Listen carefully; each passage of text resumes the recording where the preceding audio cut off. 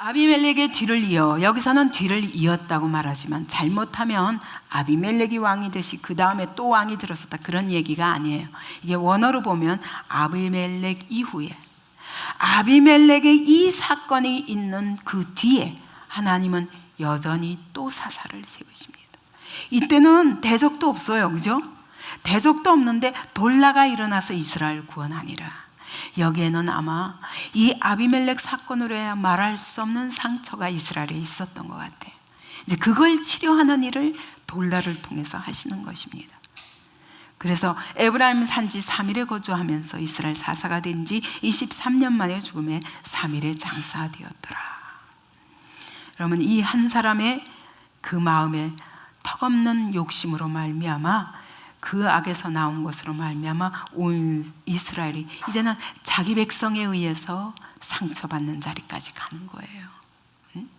그러다가 그 후에 길르앗 사람 야일이 일어나서 22년 동안 이스라엘의 사사가 되니라.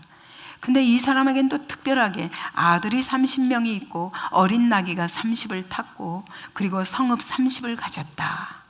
그 얘기는 아마 성읍마다 이 아들들이 계속 순회하면서 성읍을 다스렸지 않나. 그렇게 보면, 만약 그렇다 그러면 이 야일이야말로 자기 자녀들 30명을 키워가지고 사사처럼 키워가지고 30개의 성읍을 다스린 거예요. 저는 이랬으면 좋겠어요. 우리 더비교회에서 일어난 모든 우리 청년들이 정말 온 세계 곳곳에서 이렇게 온 세계의 복음을 전한 자로 쓰임받으면 너무 좋겠어요.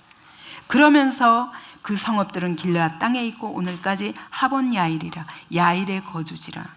야일이 여기서 그 성읍을 아마 길르앗에 있었던 여러 가지 상처들을 고치며 이렇게 그들에게 하나님의 말씀을 가르치지 않았나 싶습니다. 그리고 나서 이제 입다가 등장합니다. 또 이렇게 세월이 지나면서 이스라엘 자손이 다시 여호와의 목전에 악을 행하여 바알들과 아스타롯과 아람의 신들과 시돈의 신들과 모압의 신들과 암몬의 신들과 블레셋 사람들의 신들을 섬기고. 여러분, 여기 와서 사뭇 다르죠? 똑같이 이스라엘이 여호와 앞에서 여호와의 목전에서 악을 행했지만 웬 신이 이렇게 많이 등장합니까? 그죠? 자, 바알들, 아스타롯들, 이것도 모자라서 아람의 북서쪽에 있는 아람의 신들과 저 북쪽에 있는 시돈의 신들과 저 동쪽에 있는 모압 신들과 저 암몬의 신들과 그리고 블레셋, 저 남쪽에 있는 블레셋 사람들의 신들, 이런 모든 신들을 다 이스라엘에 데리고 와가지고 완전히 다원주의에 빠진 거죠.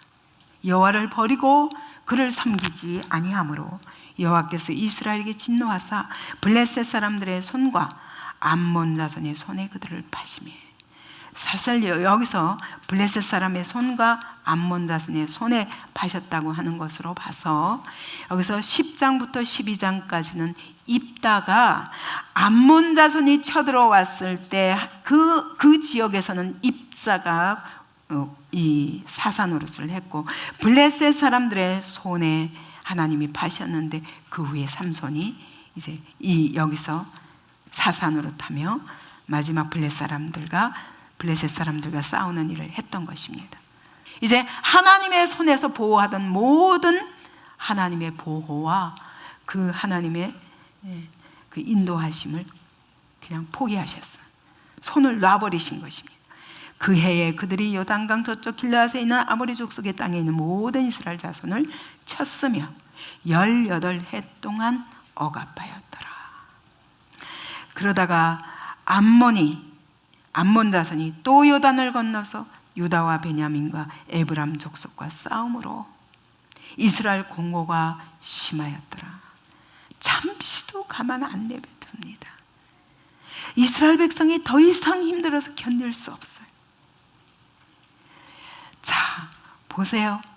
이제 점점 악의 사이클이 뒤로 오면 올수록 어떻게 돼요? 신들의 종류도 더 많아지고, 이제 점점 더 무력해지고, 이제 이 압제하는 세력도 더 많아지고, 점점 이걸 반복할수록 그들은 더욱 무력해지는 것을 볼 수 있습니다.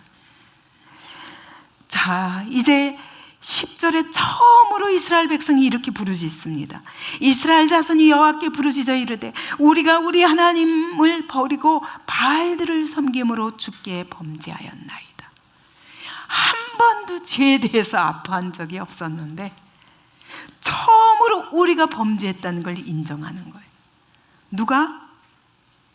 이스라엘 자손이. 우리가 범죄하였나이다. 죄 때문에 아파하기 시작하는 거예요. 이제 하나님의 눈으로 보니까 우리가 이 짓을 계속 반복하고 있구나 깨닫게 된 거죠. 그죠? 그러면서 이게 주께 범죄한 것입니다 라고 말하는 거예요. 여러분, 우리가 이 사이클을 반복할 수밖에 없고, 이 사이클은 점점 더 깊은 타락으로 갈 수밖에 없는 걸 우리는 이 시대 속에서도 보고 있습니다. 제가 첫 번째 날 강의했던 것처럼 여러분, 하나님이 어떻게 우리에게 이 영광스러운 직분으로 부르시고 어마어마한 약속을 주셨지만, 하나님의 백성이 내가 누구인지 잊어버리고, 그리고 내가 무엇을 위해 하나님이 우리를 구원하셨는지 구원의 목적을 잊어버리자 그들의 삶 속에 들어가서 가나안 땅에 들어와서 적응하는데 모든 초집중을 하다가 하나님을 점점 버리게 됩니다. 그리고 그때 제가 오늘 역사하고 비교해서 제가 십자군 전쟁 얘기를 했죠. 그들이 처음에는 어떻게 하나님의 나라를 위해서 시작했지만 그들 안에 해결하지 못한 각자의 유익 때문에 결국 십자군으로 같이 모였지만 이것이 세력이 분열되기 시작하죠. 그죠?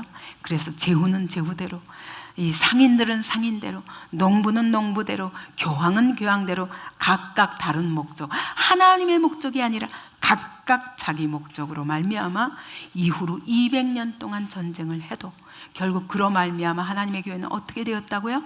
하나님의 교회는 타락하고 하나님의 교회의 권위가 떨어지고 교황의 권위도 떨어지고, 하나님의 교회라 하면 모든 사람들이 그 200년 동안에 각 곳에서 저지른 학살로 말미암아 하나님의 교회라면 치를 떨게 되고, 이런 하나님을 믿는다는 이름으로, 예수 그리스도의 이름으로 이렇게 어마어마한 범죄를 역사 속에서 길게 저지르면서 드디어 더 이상 하나님의 말씀이 최대의 권위가 아니라 이제는 우리도 정신 차려서 이성으로, 조금 합리적으로 생각해서 하나님 말씀을 무조건 믿지 말고 이성으로 한번 생각해 보자.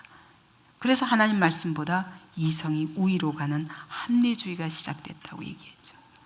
여러분, 그렇게 합리주의가 시작되면서 온 세상은 들떴습니다. 맞아, 이제야말로 우리가 이 땅에 하나님의 왕국을, 유토피아를 건설하리라.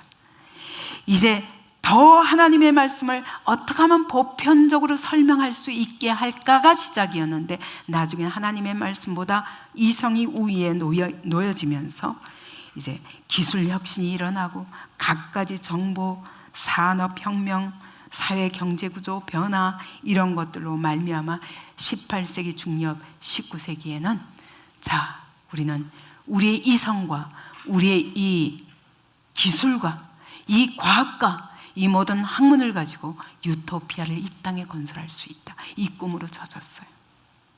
그랬을 때 하나님이 19세기에 그렇게 시작한 19세기가 무엇으로 인하여 다 추락하게 됩니까? 또 무엇으로?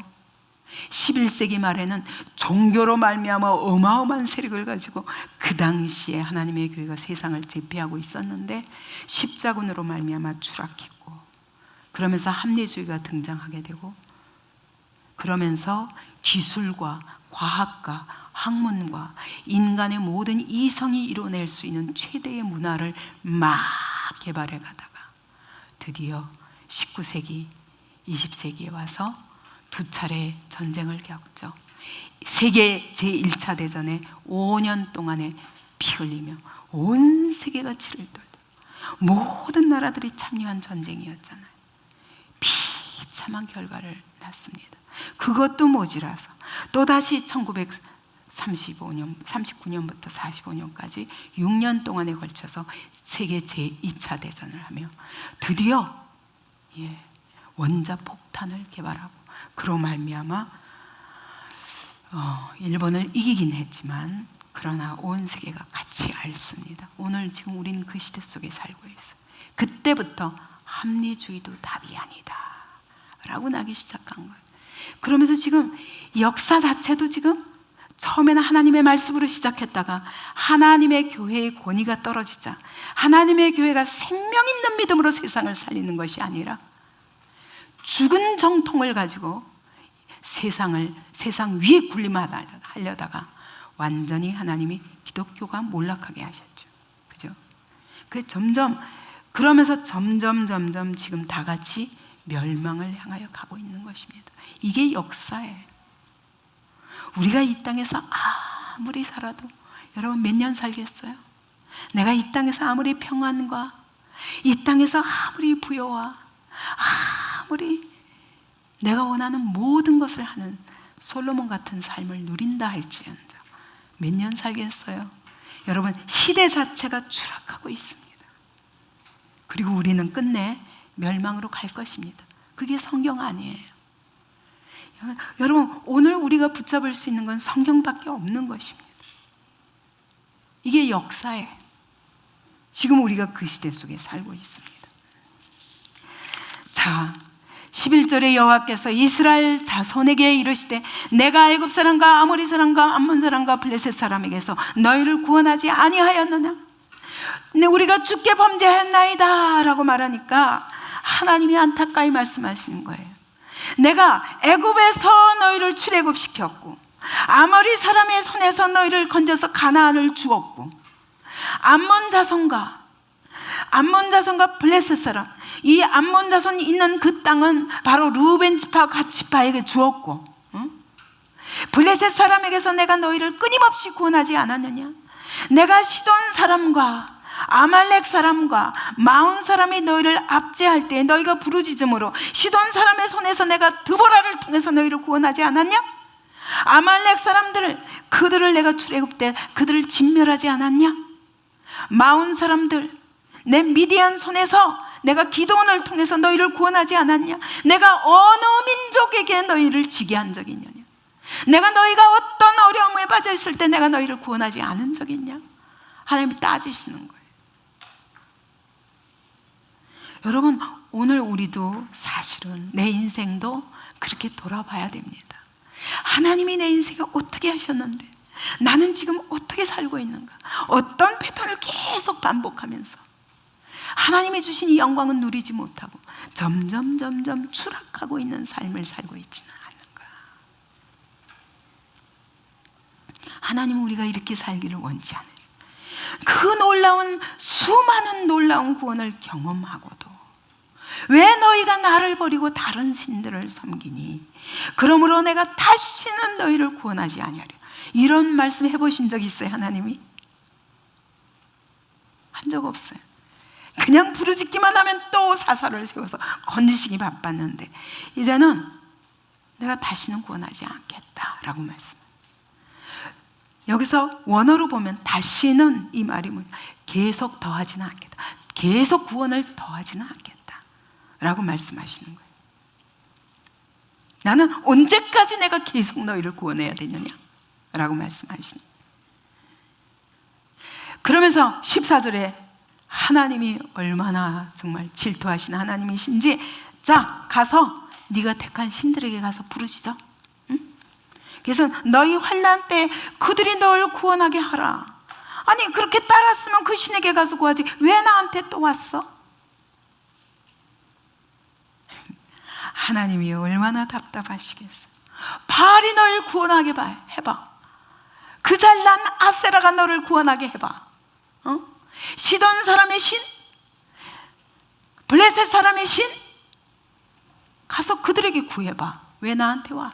너는 아쉬우면 나를 찾아오고 섬길 때는 가서 그들을 섬기고. 어떻게 된 거냐? 여러분, 혹시 우리가 이러고 있지 않습니까? 아쉬울 때는 하나님 불러요. 그러나 아쉽지 않으면 세상의 온갖 것들을 다 그걸 충실히 하기 위해서 얼마나 충성스러운 삶을 삽니까? 그러나 여러분, 이것이 잘 사는 것 같은데 결국은 우리의 삶에 이 어마어마한 재앙을 몰고 오는 것일 뿐입니다. 근데 하나님이 사실은 온 이스라엘이 그러면 얼마나 좋겠어요. 그런데 이것이 몇 사람 아닌 거예요. 하나님, 우리가 정말 뭘 보면 아냐면 이스라엘 자손들이 아니라 이스라엘 자손이라고 말해요. 몇 사람 아닌 거예요. 몇 사람 아닌 사람들이 드디어 가슴을 치며 회개하기 시작했어요. 그러니까 그 하나님이 이스라엘 자손에게 말하시는 거예요. 자, 가봐라. 너희가 택한 신들에게 가서 부르짖어라. 이스라엘 자손이 여호와께 여쭈어 우리가 범죄하였사오니 주께서 보시기에 좋은 대로 우리에게 행하시려니와 오직 주께 구하노니 오늘 우리를 건져주소서. 정말 감격스럽도록 하나님이 보시기에는 이제까지 일해본 적이 없는 겸손한 기도를 하고 있는 거예요. 우리가 주께 범죄하였나이다.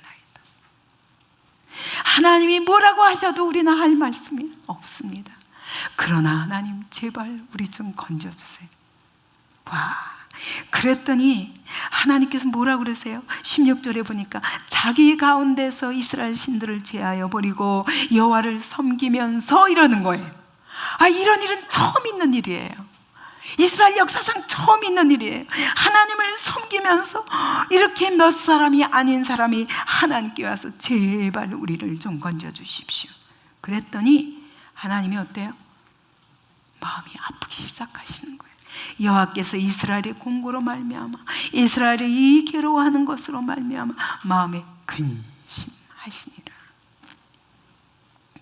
이 이야기는 내가 어찌 너를 버리겠느냐,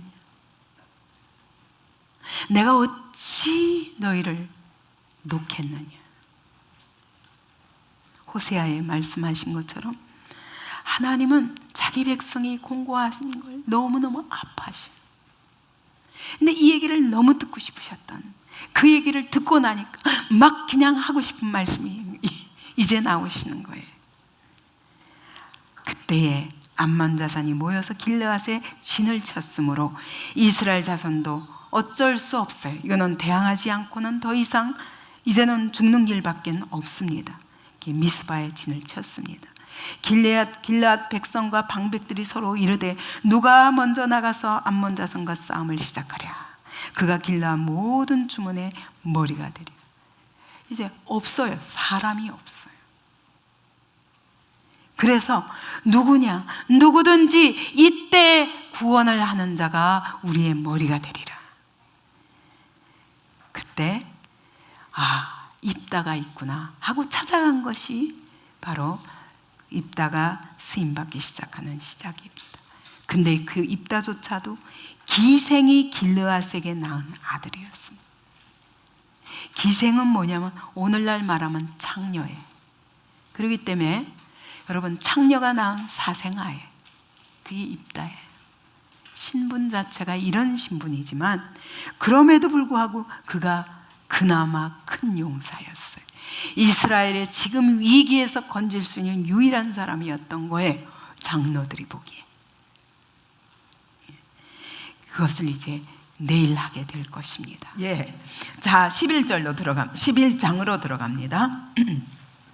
길르앗 사람이 입다는 큰 용사였으니 기생이 길르앗에게 낳은 아들이었고, 길르앗에 사는 길르앗이라는 이름을 가진 한 사람이 기생한테서, 기생은 다시 말하면 장녀한테서, 오늘날 말하면 장녀한테서 아비가 누군지도 모르는 서자를 낳았는데 그것이 바로 입다였습니다.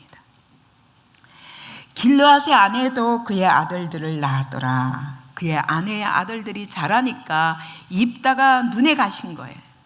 그래서 너는 나가라. 우리 집에서 나가라. 너는 우리의 형제가 아니다. 너한테는 아버지의 분깃이 없다. 그리고 쫓아냈어요. 근데 이걸 7절에서 보면은 이 일에 이스라엘 장로들도 같이 했어요. 그러니까 이스라엘 장로들도 맞다. 그렇죠. 실제로 기생의 자녀여 사생아인데 어떻게 이 집에 아마 그때까지는 같이 살았던 것 같아요. 근데 내쫓아 버리는 걸 장로들도 허락했다는 것을 11장 7절에 말합니다. 그래서 나중에 입다를 데리러 갔더니 입다가 당신들이 날 쫓아놓고 왜 이제 날 와서 찾느냐 이러거든요. 그래서 우리 아버지 집에서 기업을 잊지 못하리라 해서 참 눈물 흘리며 이 입다는 아버지 집에 있지 못하고 쫓겨납니다. 그 형제들을 피하여 돕당에 거주했다고 그러는데 그 돕당이 어디냐? 자, 지금 입다가 살았던 곳은 길르앗, 아버지 길르앗의 집은 길르앗 쪽입니다. 근데 여기서부터 돕당은 저 북쪽 오른쪽 맨 위에 돕당이 있죠. 거기까지 쫓겨간 거예요. 그러니까 얼마나 이 입다는 외로운 사람이에요.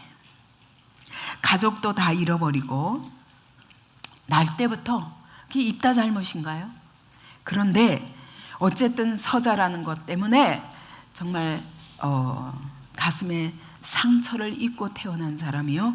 그 상처 때문에 가난한 마음으로 또 주변에 가난한 잡류, 여기서 잡류라는 것은 3절에 보니까 돕당에 거주할 때 잡류가 그에게로 모여와서 그와 함께 출입하였다 그랬는데 이 사회에서 보호받지 못하는 가난하고 소외된 자들을 다 말하는 것입니다.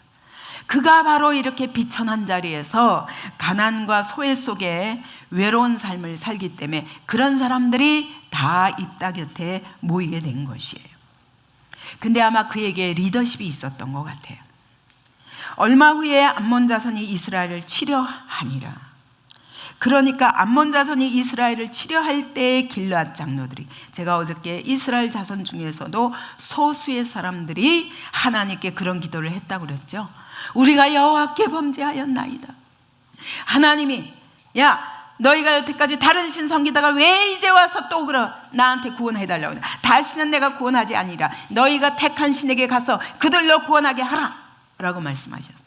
그랬더니 싹싹 빌면서 그들이 맞습니다. 하나님이 그렇게 말씀하셔도 우리는 아무 할 말이 없습니다. 정말 죄인들입니다. 우리가 잘못했습니다. 그러나 제발 우리를 건져내 주시옵소서.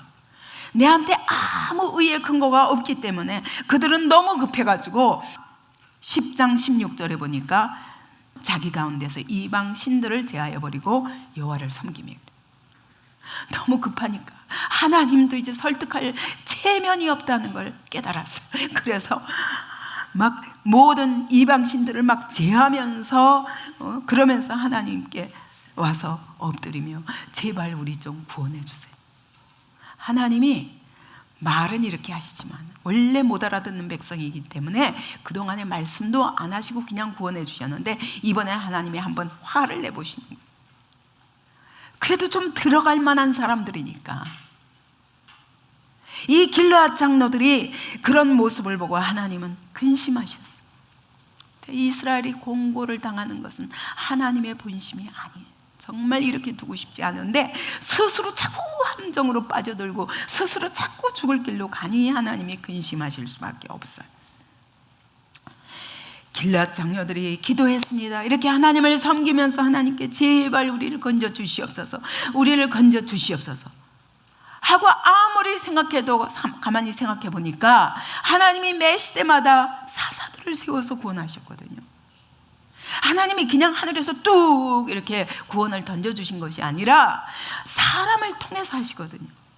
그러면 눈을 씻고 이 길르앗 땅에 있는 모든 인물들을 다 찾아보아도 단 한 사람도 생각이 안 나는데, 기도하다 보니 딱 생각나는 한 사람이 있어. 그건 누구냐? 자기네들이 쫓아낸 입다예요. 그래서 여러분, 우리가 생각을 절대 바꿀 수 없어요. 길르앗 장로들이 생각하기에 우리는 그래도 다 정상적인 결혼, 정상적인 이스라엘 혈통인데 너는 안 돼 하고 내쫓아 버렸지만, 하나님의 눈으로 기도하다 보면 하나님의 눈이 생겨요. 기도하다 보면 시각이 바뀌기 시작하는 거예요. 전에는 이상한 사람처럼 보였던, 그래서 전에는 우리와 함께 할 수 없는 사람이라고 생각했었는데, 입다가 준비된 사람이라는 걸 깨닫게 돼요. 그래서 하나님이 세우시려고 하는 사람이 누군가 보니까 입다인 거예요. 왜 그런가? 이제 입다가 보면 압니다. 왜 그가 생각날 수밖에 없었는가? 그래서 입다에게 저 멀리까지 갑니다.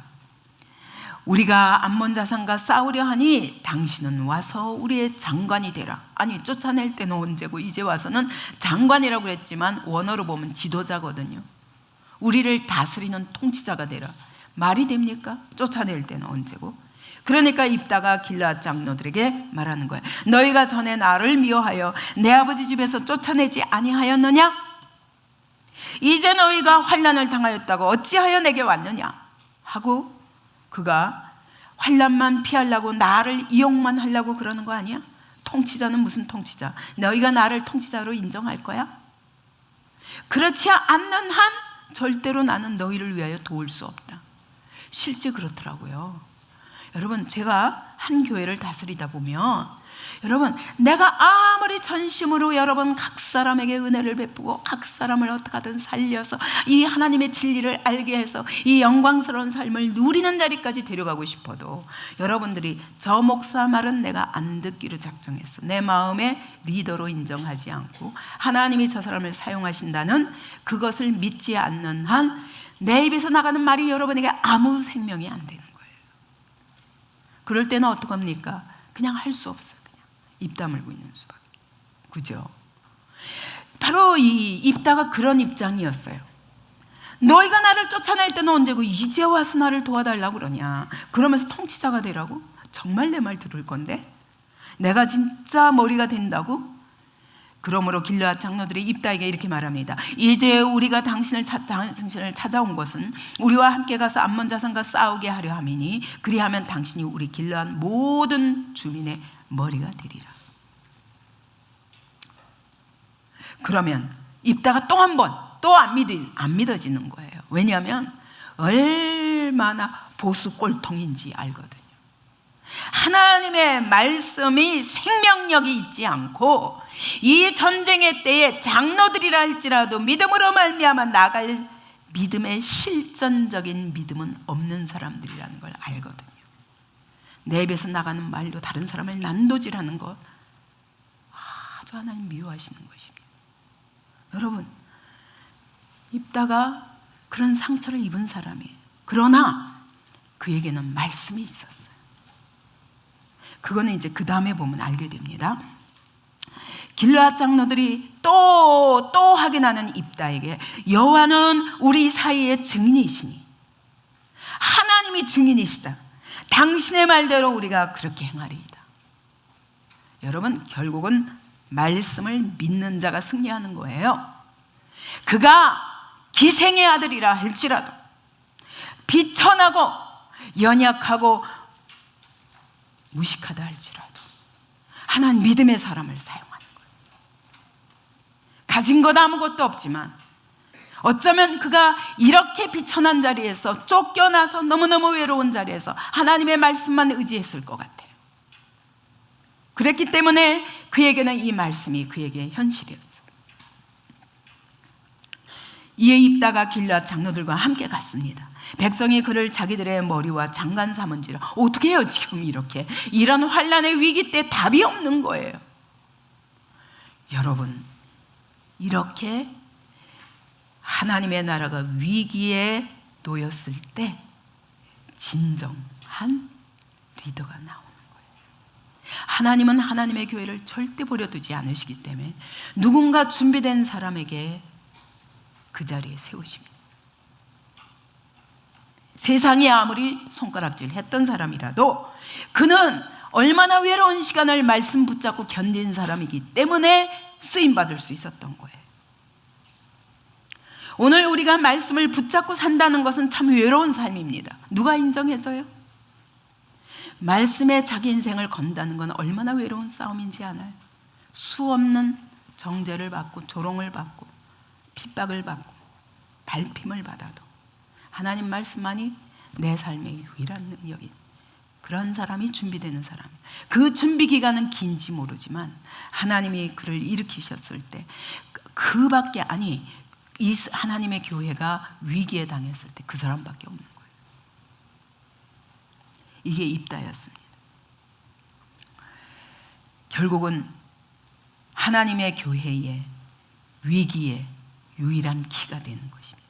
우리 모두 그런 우리 개인과 교회로 준비되기 바랍니다. 예, 이게 어마어마한 축복입니다. 암몬 자손의 왕이 입다의 사자들에게 대답하되 이스라엘이 애굽에서 올라올 때 아르논에서부터 야복과 요단까지 내 땅을 점령하기 때문이니. 자, 입다가 지혜로운 사람. 그래서 싸우기 전에 먼저 사자들을 보내요. 너희가 도무지 왜 우리 땅을 치려고 하느냐? 라고 사자를 보냈어요. 그랬더니 암몬 왕이 대답하기를 너희가 애굽에서 올라올 때 우리 땅을 너희가 점령했잖아. 이제 내놔 라고 하는 거예요. 그러니까 여러분 지금 이거는 압제 정도가 아니죠. 그죠? 뭐냐면 완전히 이 땅에서 길르앗 자손들을 쫓아내기로 결정한 거예요. 이건 우리 땅이야. 너가 왜 우리 땅을 차지해 놓고 이제 나가. 그 얘기예요. 그러니까 여러분 여기서는 어때요? 이제 이 땅, 하나님이 주신 이 땅, 이 길르앗 땅을 잃어버리느냐 쫓겨나느냐. 처음에는 쫓아내지 않은 것이 시작이었는데 지금은 쫓겨날 수밖에 없는 자리에 놓이게 되는 것이 여러분 이 똑같은 죄의 패턴을 계속한 결과인 거예요. 여러분이 쫓아내지 않은 것으로 인하여 여러분이 쫓겨날 것입니다. 입다가 암몬 자손의 왕에게 다시 사자를 보냈습니다. 그러면서 딱 설명합니다. 여기서 바로 입다의 말씀의 실력이 나타나는 거예요. 그가 얼마나 이스라엘의 정체성에 대해서 아주 성경으로 너무너무 잘 알고 있었어요. 그래서 이스라엘이 모압 땅과 암몬 자손의 땅을 점령해 본 적이 없다. 이 땅은 너희 땅이 아니다 라고 말하는 거예요. 왜냐하면 16절부터 이야기합니다. 내가 역사를 바로잡을게. 너희 역사와 우리 역사를 바로잡을게 하면서 이스라엘이 사자들을 에돔 왕에게 보냈어. 우리가 출애굽 때. 그래서 우리가 그냥 너희 땅 가운데로 지나갈 테니까 제발 우리가 절대로 너희 하나도 다치지 않고 그냥 싹 지나가기만 할게. 하나님이 우리 보고 가라 하시는 땅으로 가야 되겠는데 통로만 좀 열어다오 했더니 거절했어요. 그래서 싸우지 않고 그 다음엔 모압 왕에게 또 갔습니다. 가서 모압 왕아 우리가 딴 거 아무것도 안 하고 너희 땅 지나만 갈게. 그런데 또 안 했어. 그래서 그 다음에도 또 싸우지 않고 어디 갔냐면 시온에게 갔어요. 아모리 족속 왕에게 갔습니다. 아모리 족속 왕아 우리가 절대로 너에게 어떤 것도 안 건드리고 그냥 싹 지나가기만 할게. 그런데 시온이 이스라엘을 믿지 아니하여 20절에 보니까 그의 지역으로 지나가지 못하게 할 뿐 아니라 그냥 못하게만 해도 그냥 또 다른 데 갔을지 몰라요. 그런데 이스라엘이 그들을 쳐서 그 앞에 그의 모든 백성을 모아 야스에 진치고 이스라엘 쳤어요. 어디를 지나간다고 그래요? 하고 공격하니까 21절에 이스라엘 하나님 여호와께서 시온과 그의 모든 백성을 그들의 이스라엘의 손에 넘겨주신 거야. 다시 말해서 이 땅은 하나님의 땅이야. 하나님이 우리에게 넘겨주신 거야. 왜? 너희의 잘못 때문에. 근데 그것도 네가 아니라 시혼 땅이었어.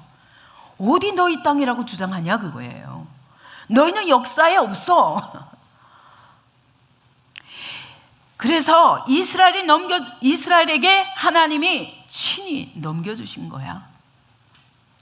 아르논에서부터 야복까지와 강야에서부터 요단까지 아모리 족속의 온 지역을 점령하신 거야. 아모리 족속의 땅이야. 그런데 하나님이 뺏어주셨어. 왜? 그들이 우리를 침으로. 이스라엘의 하나님 여호와께서 이같이 아모리 족속을 자기 백성 이스라엘 앞에서 쫓아내셨거늘 내가 그 땅을 왜 이제 와서 아무 너와 상관이 없는 이 땅을 얻고자 하느냐? 그게 옳으냐? 라고 물었어요. 내 신 그모스가 내게 주어 차지하게 한 것을 네가 차지하지 않겠느냐? 너도 네 신이 뺏어준 것이라면 그거 네 것이라고 그러지 않겠냐? 우리 하나님 여호와께서 우리 앞에서 어떤 사람이든지 쫓아내면 그것을 우리가 차지하리라. 그래, 너희 신 네가 믿듯이 우리는 우리 신이신 이 하나님이 우리에게 주신 선물이야. 25절에 모압 왕 십볼의 아들 발락보다 네가 더 나은 게 뭐냐? 모압 왕도, 이 땅을 빼앗긴 모압 왕도 그때 이스라엘을 저주하고 싶어서, 왜냐하면 이스라엘이 너무 승승장군해서 올라오니까 그는 싸우지는 않고 어떻게 했냐? 그 발락이 그가 머릿속에 생각해낸 것이 발람 선지자를 불러다가 이스라엘을 좀 저주해라 했지. 우리하고 싸우진 않았어. 근데 너는 무슨 자격이 있다고 이제 와서, 이스라엘이 벌써 이 땅에 하나님께로부터 받아가지고 거주한 지 26절에 보니까 300년이나 됐는데 그동안에 너희가 어째서 안 찾다가 이제 갑자기 와서 찾는 거야? 할 말이 없잖아. 할 말이 없잖아. 마귀하고도 이렇게 싸워야 돼요. 말씀 놓고. 이게 진짜 영적 싸움이야. 마귀가 꼼짝 못하는 거죠. 그런데 그냥 그러면서 내가 네게 죄를 짓지 아니할거늘 우리는 아무 죄도 너한테 지어본 적이 없는데 네가 나를 쳐서 우리 이스라엘을 쳐서 내게 악을 행하고자 하는도다. 원하건대 심판하시는 여호와께서 오늘 이스라엘 자손과 암몬 자손 사이에 판결하시옵소서. 왜냐하면 이 땅은 하나님의 땅이기 때문입니다. 하나님이 우리에게 선물로 주신 땅이기 때문입니다. 와, 이게 바로 입다를 하나님이 쓰실 수 있는 기막힌 그동안에 준비시키신 믿음이었던 것 같아요. 근데 이제 그 다음에는 할 말이 없으니까 안 듣는 게 끝이야. 그냥 무작정이야, 무작정. 그래서 29절에 보니까 딱 여기까지 말싸움하고 나니까 말을 듣지 않으니까 하나님이 어떻게 하세요? 이제 하나님이 여호와의 영을 입다에게 부으셨습니다. 이게 항상 하나님의 시작은 하나님의 영을 부으심으로. 그러므로 여러분, 그리스도인들이 교회만 왔다 갔다 하면 안 돼요. 여러분에게 하나님의 영이 임하셔야 돼요. 그래야 하나님의 일이 시작되는 것입니다. 그래서 기도하셔야 돼요. 그래서 은혜를 사모하셔야 돼요. 하나님 여호와의 영을 부어 주시옵소서. 내 힘으로는 내 지혜로는 아무것도 할 수 없습니다. 이것이 날마다 우리의 고백이 되어야 할 것입니다. 아멘. 이게 분명해야 됩니다.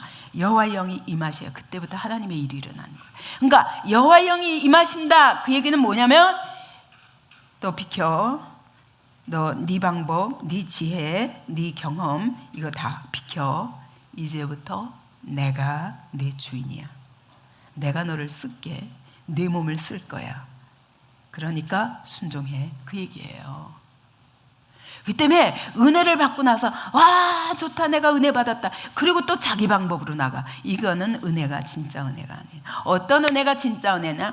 여호와의 영이 우리 안에 임하시면 완전히 두 손 바짝 들고 주님 항복합니다. 주님이 나의 주인이 되어주세요. 주님이 나의 왕이 되어주세요. 무슨 말씀을 하시든지 순종하겠나이다. 이게 바로 바른 신앙에 있는 자세. 그때부터 하나님의 일이 나타나는 거예요. 근데 우리는 은혜 조금 받아놓고는 또 자기 머리 씁니다.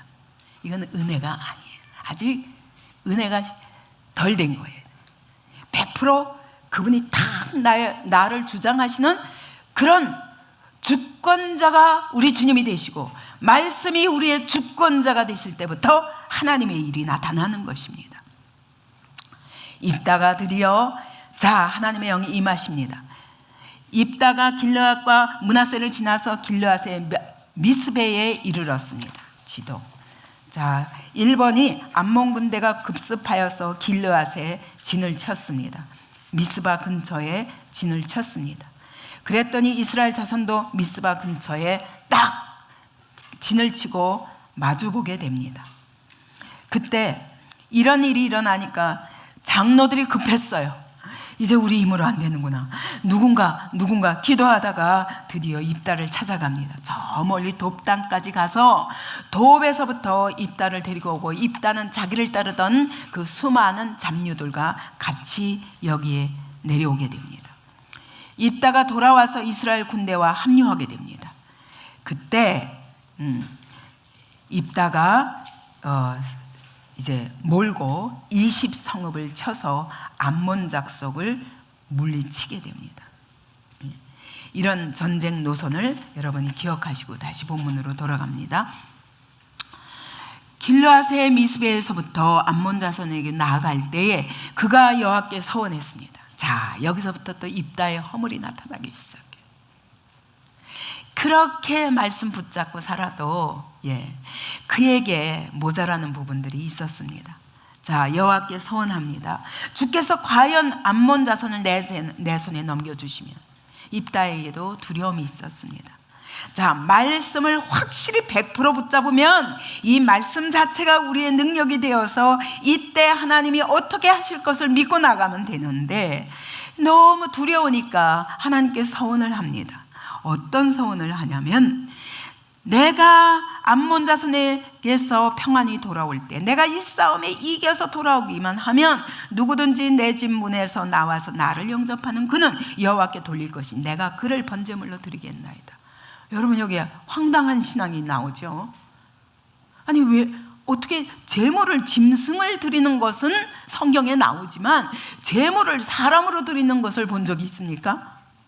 심지어 민수기 거기서는요, 사람을 인신제사 드리는 걸 하나님이 가증히 여기시고 악행이라고 말씀하셨어요.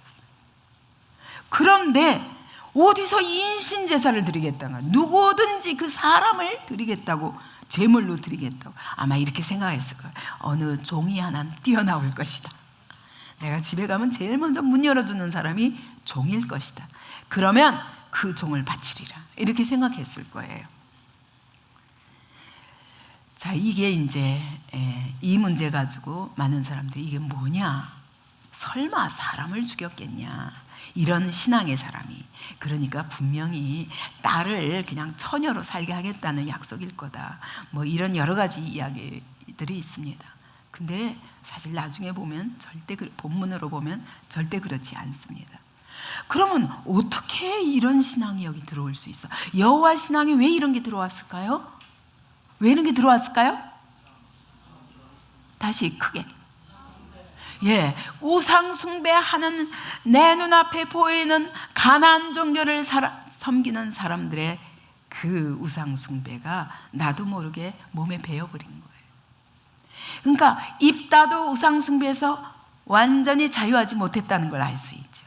어쨌든 생각 속에서라도, 어쨌든 하나님께 최고의 것을 드리는데 그가 생각한 것은 사람이었던 거예요. 왜냐하면 사실은 이 인신제사라는 것 자체가 여러분, 신한테 아주 신을 어떻게든 자기가 부르는 신에게 아주 최대의 선물을 주면서 그가 어떤 내게 그 은혜를 베풀도록 하는 그런, 다시 말하면 그 신이 얼마나 사랑의 신이요, 그가 긍휼의 신이요, 전능하신 신이요, 이런 것들은 못 믿는 거죠, 사실은. 그러니까 그의 마음을 사야 되는 거예요. 그 신의 마음을 사기 위해서 사람을 죽이는 거예요. 근데 우리 하나님은 어떤 하나님이에요? 우리를 죽이지 않기 위하여 자기 아들을 죽이신 하나님이라. 이 하나님의 사랑을 믿었더라면 이런 서원을 했을까요? 절대 안 했죠. 여러분, 우리가 하나님을 믿어도 이렇게 오해하는 구석들이 너무 많은 거예요. 왜 그러냐? 하나님 말씀을 온전히 몰라서 그래요. 그러니까 이렇게 하나님을 오해한 그 신앙 때문에 우리 삶에 반드시 고통을 불러들이는 거예요. 그죠? 내가 100% 알기 전에는 100% 정확한 신앙생활을 할 수가 없어요. 그러면 우리가 어디선가 내가 잘못 하나님을 오해하는 그것 때문에 내 삶에 절대 하나님이 원치 않으시는 고통과 재앙을 불러들이는 거예요. 어쨌든 입단은 너무 두려운 나머지 불안하니까 막 급해가지고 지금 나가기 전에 인신제사에 대한 서원을 하게 됩니다. 승리할 것을 확신했더라면, 이것은 여호와께 속한 전쟁이기 때문에 하나님이 하시리라 했더라면, 그 약속의 말씀을 붙잡았더라면 구태여 이런 구차한 서원을 할 필요 없었습니다. 하나님이 원하시는 바가 아닙니다. 전쟁의 주권이 하나님께 있다는 것을 믿지 못했던 거예요. 이것은 이렇게 쓰임받을 수밖에, 사사로 쓰임받을 수밖에 없는, 아무리 이스라엘 장로들이 기도를 해도 입다밖에 생각이 안 날 만큼 준비된 사람이긴 했지만, 그러나 어떻게 불완전한 신앙인이었고 그가 어떻게 우상숭배에 물들어 있는 신앙이었는가를 우리는 알 수 있어요. 그렇다면 나머지 이스라엘 백성은 오죽했겠어요. 그죠? 그렇기 때문에 타협하지 말라는 거예요. 여러분의 현장에 돌아가더라도 여러분 이 말씀을 굳게 붙잡아야 돼요. 내가 반드시 승리해서 더 이상 내가 이 육체의 습관과 내 절대 버리지 않고 계속 끼고 있는 이 죄가 내 인생을 더 이상 불행하게 할 수 없도록, 더 이상 내 삶에 고통을 가져올 수 없도록 난 반드시 말씀의 수초를 내 안에 키우고야 말 거야. 아멘. 예, 이래야 돼. 그래서 이렇게 혼합신앙, 하나님도 믿고 그래도 대학도 들어가고 공부도 해야 되니까, 여러분 그게 아니라 말씀에 한번 걸어보면 여러분 하나님이 주시는 지혜는 그 정도가 아니야. 여기다가 내 삶을 걸면 얼마나 좋을까. 네, 그렇게 하기는 너무너무 돌아가는 여러분이 안타까워서 제가 하는 말입니다. 그래 결국은 이 일로 인하여, 이 일로 인하여 그 영광스러운 하나님이 이기게 하신 이 승리에도 불구하고 그 암몬 족속이 이 땅을 뺏어버리고 너희를 이 땅에서 쫓아내고야 말겠다 하고 나선 이 전쟁에서 완전히 영광스러운 승리를 거두고 나서도 입다의 눈에서 눈물이 날 수밖에 없고 온전한 평안이 아닌 거예요. 온전한 승리가 아닌 거예요. 상처 입은 영광이에요. 상처 입은 승리예요. 고통이 남겨진 승리예요. 왜? 하나님이 불완전하신가요? 아니에요. 우리의 믿음이 불완전한 것 때문에 비록 이 싸움에 이긴 했지만 고통이 남았습니다. 그래서 집에 갔더니 미스바에 있는 자기 집에 이를 때 보라, 아니 웬일이야, 종이 먼저 나올 줄 알았더니 딸이 먼저 나왔네. 그것도 무남동녀 외딸인 거예요. 그래서 이 기뻐해야 할 딸과 서로 끌어안고 기뻐해야 할 이 시간에 여러분 하나님을 원망하는 거예요. 너는 나를 참담하게 하는 자요, 너는 나를 괴롭게 하는 자 중에 그 사랑하는 딸에 대해서 이렇게 말할 수밖에. 내가 여호와를 향하여 입을 열었으니 능히 돌이키지 못하리로다 하니, 사실 하나님이 제가 잘못 알았습니다, 이제라도 깨달아서 회개했더라면 하나님이 너 서원했으니까 지켜 그랬을까요? 아니에요. 우리 하나님 그런 하나님 아니에요. 이제라도 말씀을 깨달았더라면 여러분 얼마든지 돌이킬 수 있어요. 근데 말씀이 없잖아 원래. 입다에게 말씀이 없었다니까. 인신제사는 하나님이 기뻐하시지 않는 것이야. 하나님은 독생자를 보내시기까지, 우리를 살리기 위해서 자기 아들을 죽이기까지 사랑하시는 완전하신 사랑을 십자가에서 확증하신 분이야. 구약의 모든 제사는 오실 그의 죽음, 어린 양 예수를 이야기하는 것이야. 이걸 알았더라면, 그거는 성경에 그 얘기가 없는데 어떻게 알아요? 여러분, 하나님의 영이 가르쳐 주십니다. 그래서 아브라함도 이삭을 바치라 그랬을 때 그가 참 아픈 마음으로 이삭을 데리고 가서 칼을 내리치면서도 죽은 자도 살리시는 하나님을 믿었다고 말했어요. 그게 바로 예수 그리스도를 믿은 믿음이에요. 부활의 예수를 믿은 믿음이에요. 그건 하나님이 가르쳐 주시는 거예요. 그래서 내리치려고 하는데 죽은 자도 살리시는 하나님 하고 내리치려고 하는데 하나님이 급하게 그만두라. 아브라함아, 아브라함아. 아마 분명히 그가 말씀이 있었더라면, 정말 딸을 죽일 수밖에 없는 이 시대, 하나님, 제가 말씀을 잘못 알았습니다. 주님 용서해 주세요. 그러면서 오히려 주님께 영광을 돌리며 또 다른 제사를, 진짜 주님이 원하시는 제사를 드릴 수 있었어요. 그러나 말씀이 없으면 우리는 하나님께 대하여 오해하면서 자기 딸을 죽이는 자리에 놓일 수밖에 없어요. 그래서 하나님이 이삭을 아니다 하시고 저 번제물 저기 걸어놨잖아. 저 나무에 달린 저 수양 가져다 제사드려. 하나님 그렇게 하시는 하나님이에요. 네가 칼 들고 믿음으로 고백한 것 가지고, 네 행동으로 고백한 것 가지고 내가 받았다라고 말씀하시죠.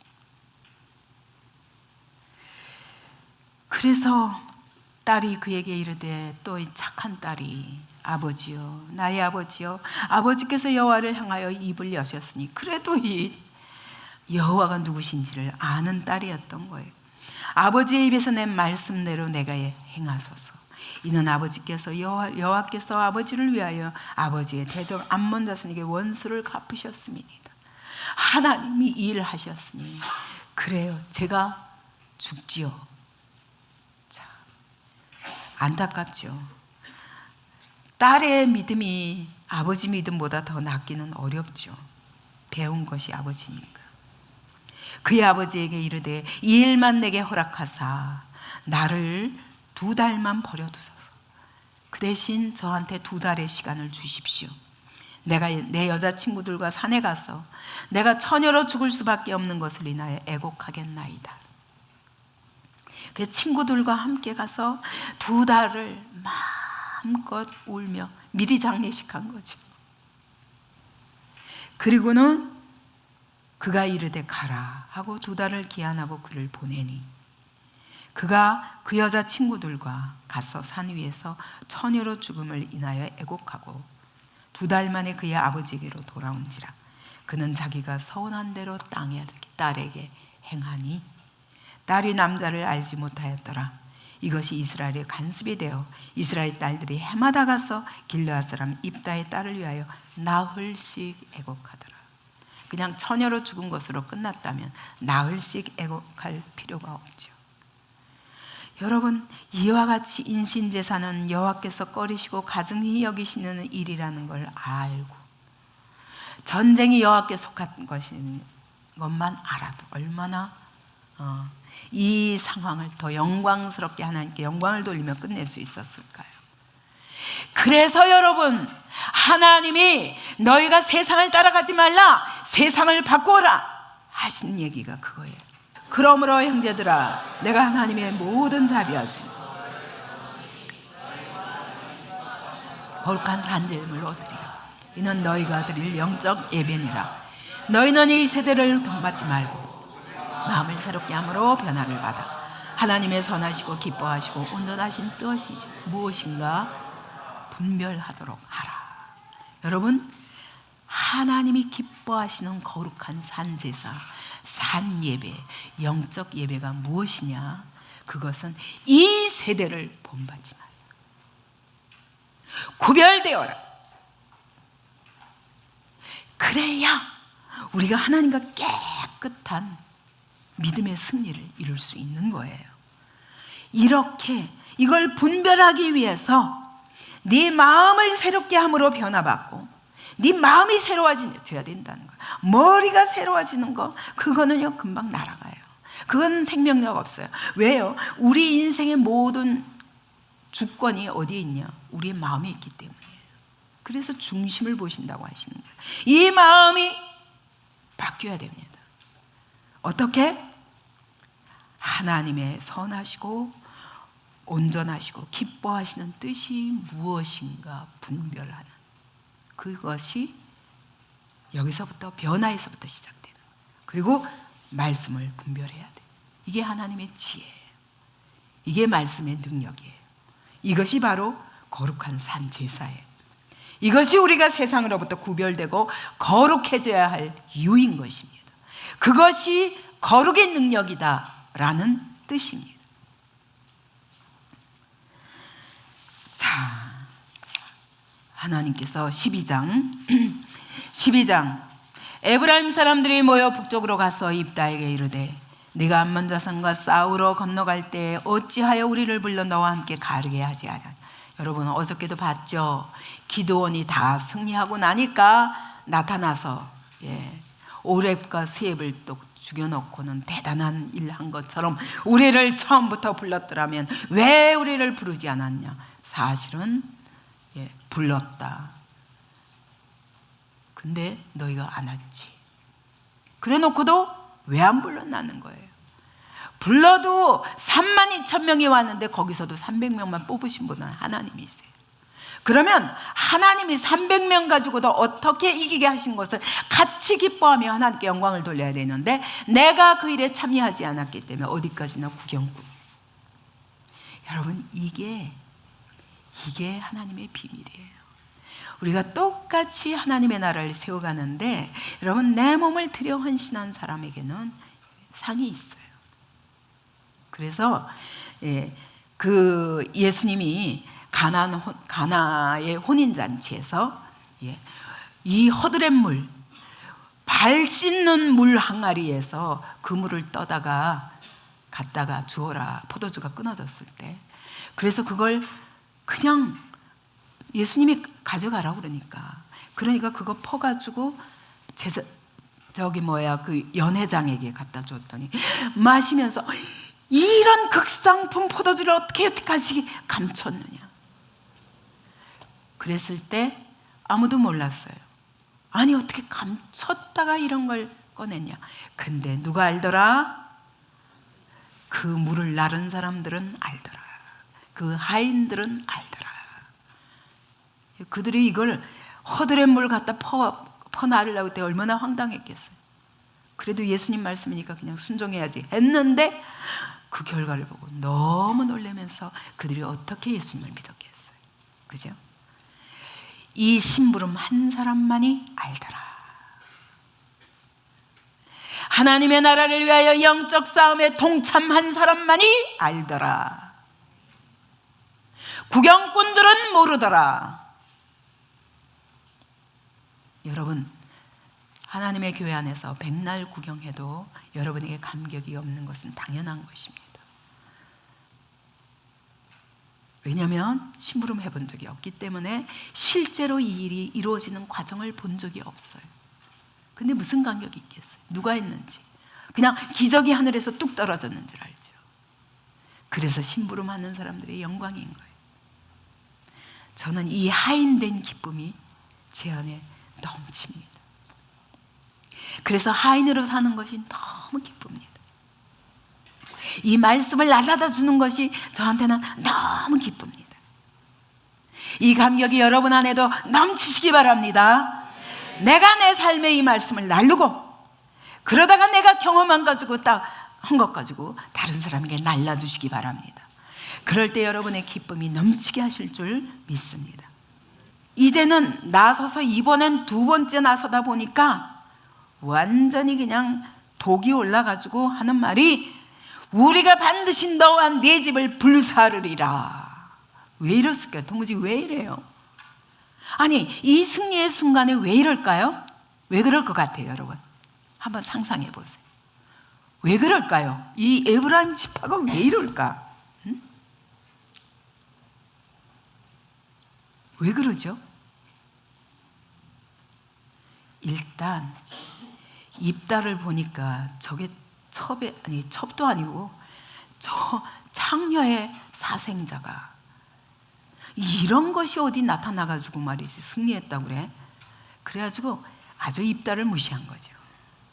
그래서 입다한테 막 달려드는 거예요. 기도한테는 이렇게까지 안 달려들었는데 이게 어디서 우리의 네가 왕이 되겠다고 하면서 아마 입다를 물리치려고 했는지도 모르겠어요. 너와 네 집을 불사르리라 그랬어요. 그래서 문제는 이거예요. 공동체 안에 똑같이 하나님의 전쟁이 일어나는데 이와 같이 그 안에 있는 자와 그 밖에 있는 자가 있습니다. 로마서 2장 28절 29절 다 같이 시작. 무릇 표면적 유대인이 유대인이 아니요 표면적 육신의 할례가 아니니라. 오직 이면적 유대인이 유대인이며 할례는 마음에 할지니 명예에 있고 영에 있고 율법 조문에 있지 아니한 것이니라. 어디에 있다고요? 행동에 있는 게 아니라 영에 있다는 거예요.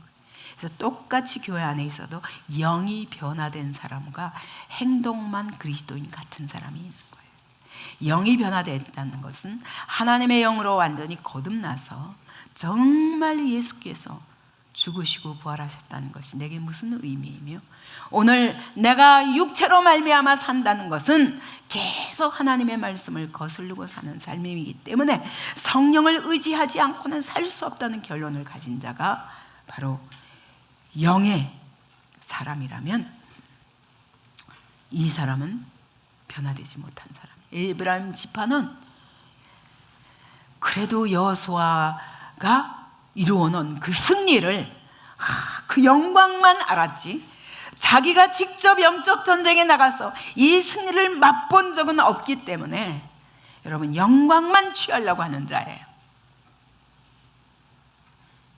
이게 바로 에브라임 지파라고요. 이런 사람들이 항상 문제가 되는 것입니다. 그래서 여러분 이 영으로 말미암아 변화되지 않고는 하나님의 교회 안에서 일어나는 일들을 절대 이해할 수 없습니다. 그렇기 때문에 하나님의 교회 안에서 일어나는 일들을 바로 분별하려면 여러분 내가 먼저 성령으로 거듭나야 됩니다.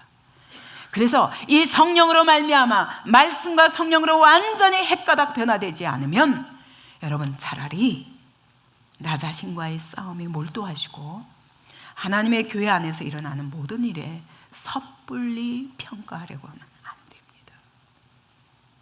이래서 실족하게 되는 거예요. 하나님의 성령의 역사로 말미암아 오늘 이 심부름하는 사람들이 어떻게 하나님의 하신 일을 보며 이 심부름하고 있는데, 하고 있는 모든 짓들이 보면 합리적인 생각으로 볼 적에는 타당치 않은 거예요.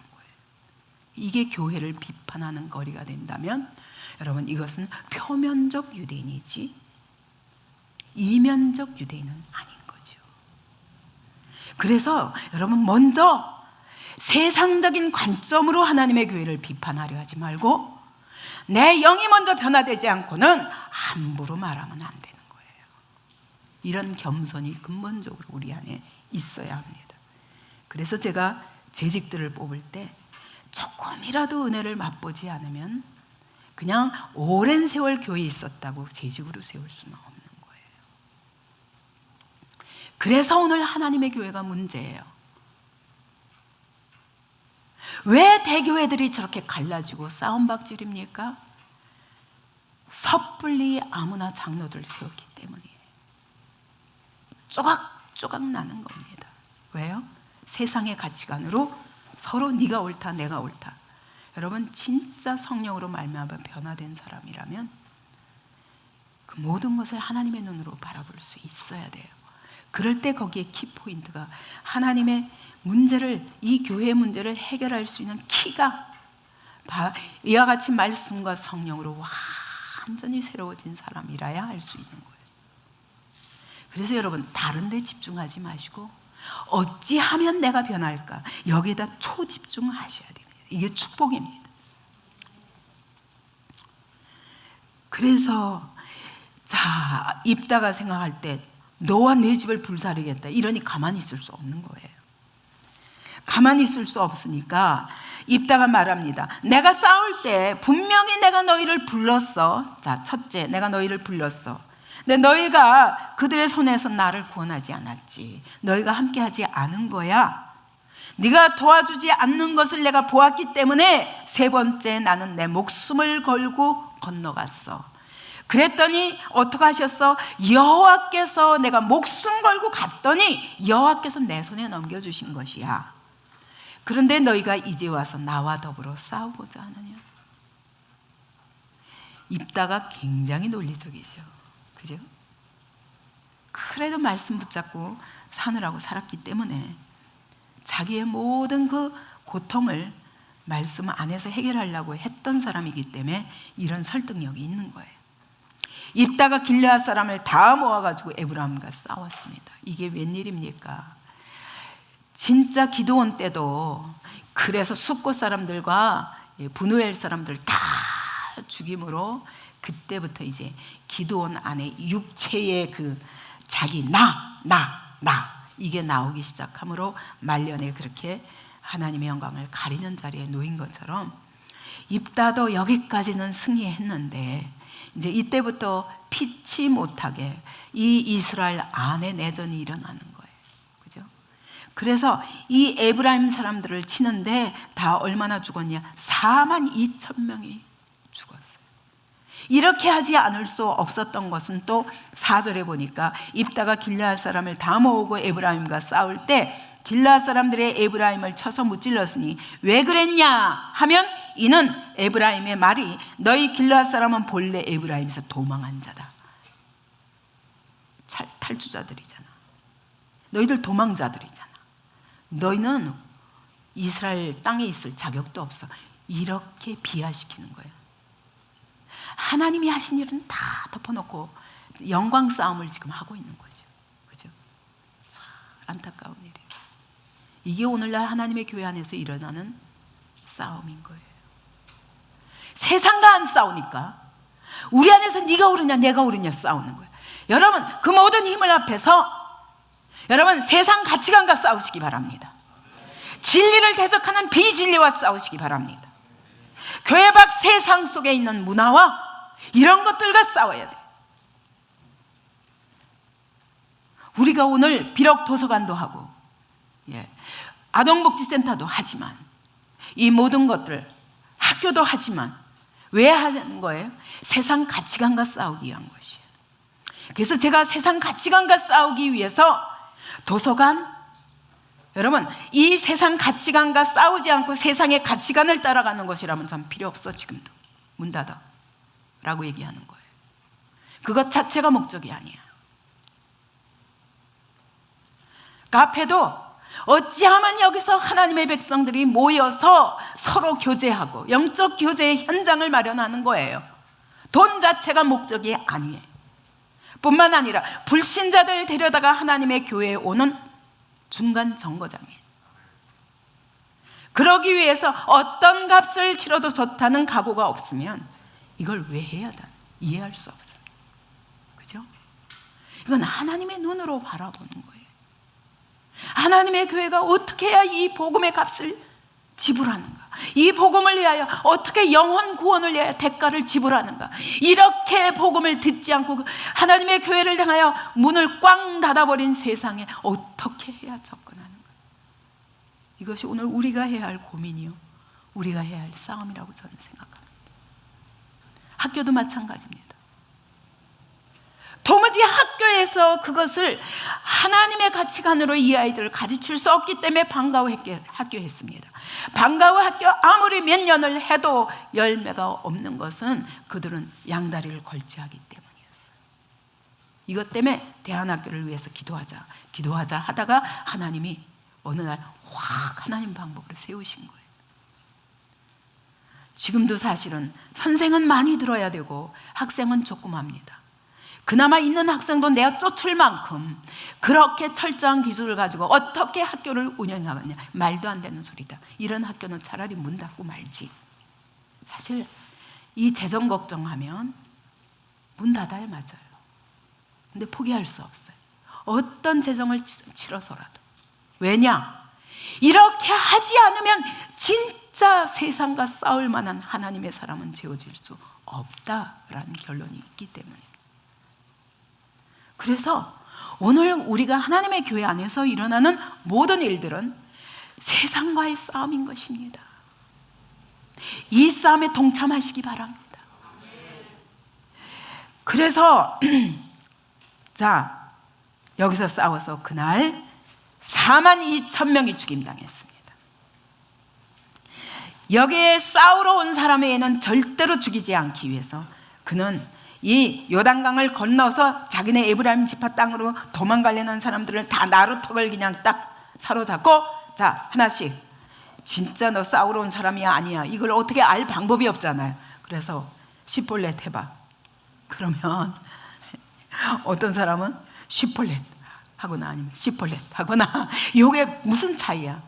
경상도 사람들이 쌀 그러라고 살 그러듯이 그게 무슨 차이야? 근데 확실한 차이가 있는 거예요. 그래서 발음으로 구별을 하는 거야. 에브라임 사람인가 아닌가. 그것도 요단을 건너온 사람만, 요단을 건너서 여기 길앗 땅에까지 와서 싸우겠다고 하는 사람만. 그러니까 입다가 아예 이 에브라임 지파 자체를 없애버릴 거야. 이런 싸움은 안 하는 거예요. 그러니까 감정적인 싸움은 아닌데, 너희가 감히 지금 하나님 하신 일들을 나놓고 이렇게 영광 싸움을 하려는 사람들은 다 여기서 죽였는데 그게 42,000명이에요. 아니, 암몬하고 싸울 적에는 단 한 명도 안 나오던 지파가 다 싸우고 영광 차지하기 위해서는 42,000명이 몰려왔다니까요. 자, 이게 인간의 죄성이에요. 그죠? 자, 이 모습 속에서 우리의 모습을 봐야 됩니다. 자, 이래서 흠집 있는 그런 승리를 하면서 입다가 6년 동안 사산으로 타는데 여기에는 몇 년 동안 평안하였더라가 없어요. 왜요? 자기네들끼리 이 싸움을 벌임으로 인하여 이 공동체 안에 참된 평강은 없었던 것입니다. 그 뒤를 이어 베들레헴의 입산이 이스라엘 사사가 되었더라. 그 다음에 사사가 또 섰는데 그 사람은 아들 30에다가 딸 30명이에요.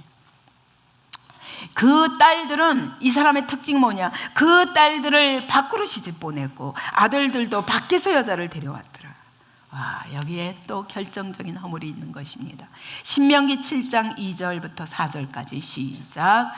내 하나님 여호와께서 그들을 내게 넘겨 내게 치게 하시리니 너는 그들을 진멸할 것이라. 그들과 어떤 언약도 하지 말 것이요 그들을 불쌍히 여기지도 말 것이며 그들과 혼인하지도 말지니 내 딸을 그들의 아들에게 주지 말 것이요 그들의 딸도 내 며느리로 삼지 말 것은 그가 내 아들을 유혹하여 그가 여호와를 떠나고 다른 신들을 섬기게 하므로 여호와께서 너희에게 진노하사 갑자기 너희를 멸하실 것임이니라. 미리 다 경고하셨어요. 절대로 자폰하지 말라. 근데 사사가 드디어 자기 딸은 밖에 국제결혼시키고 아들들도 국제결혼시켜서 밖에서 데려오는 거야. 아니, 왜 짓을 했을까? 여기에는 자기가 어떤 권세, 세도, 이게 외국과의 동맹까지 맺어가면서 완전히 세계화를 꿈꾸고 이스라엘의 세계화, 오늘 우리가 한국의 세계화, 예, 그게 되게 멋있어 보이지만 그것 때문에 사실은 한국은 점점 순수성을 잃어가고 있습니다. 아직까지는 그래도 괜찮았어요. 동남아 사람들 데려왔으니까. 근데 그들이 와서 얼마나 상처를 입고 한국에 대한 나쁜 인상을 가지고 가는지 저는 현장에서 너무너무 보았습니다. 한 번은 필리핀 교회 가니까 그들이 저한테 호소하더라고요. 자기는 정말 한국을 꿈꾸고 왔는데, 근데 그 사람들은 대부분 사실은 대학 나온 사람들이에요. 필리핀 노동자들은요, 지식인들이에요. 선생들이에요. 심지어 교수까지 하다가 온 사람도 있더라고요. 근데 그 사람들을 완전히 막노동꾼으로 막 그냥 학대하면서 그러니까 이 사람들이 한국에 환멸을 느낄 때로 느꼈어요.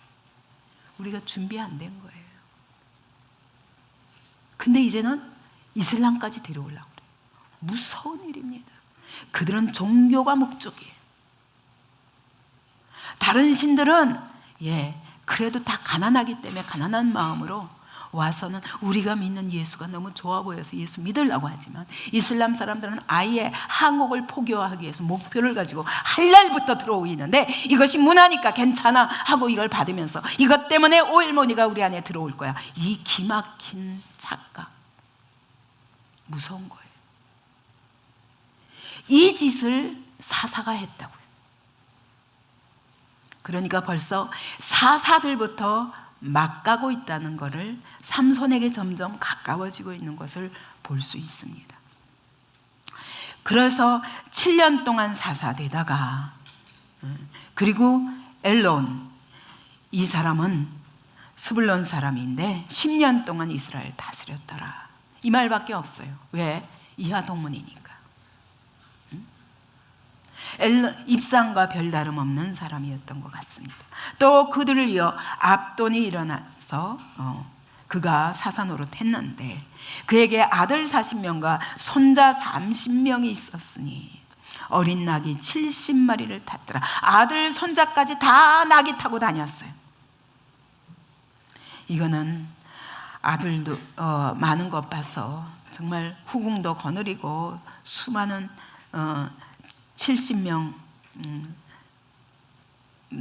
70명까지 안 되는지 몰라도 아무튼 손주들까지 합하니까 70명이죠.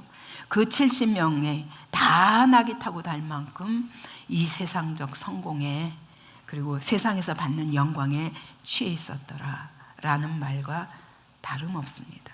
물론 낙이 타고 다니면서 온 성읍을 돌아다니며 가르치기도 했다면 그것이 그들로서는 최대한 할 수 있었던 일이었던 것 같아요. 어쨌든 그들의 정확한 모든 사역의 형태는 알 수 없지만 점점 왕처럼 되어가는, 그래서 자기 개인의 영광에 도취한 사람들로 늘어가는 사사들의 모습을 볼 수 있습니다.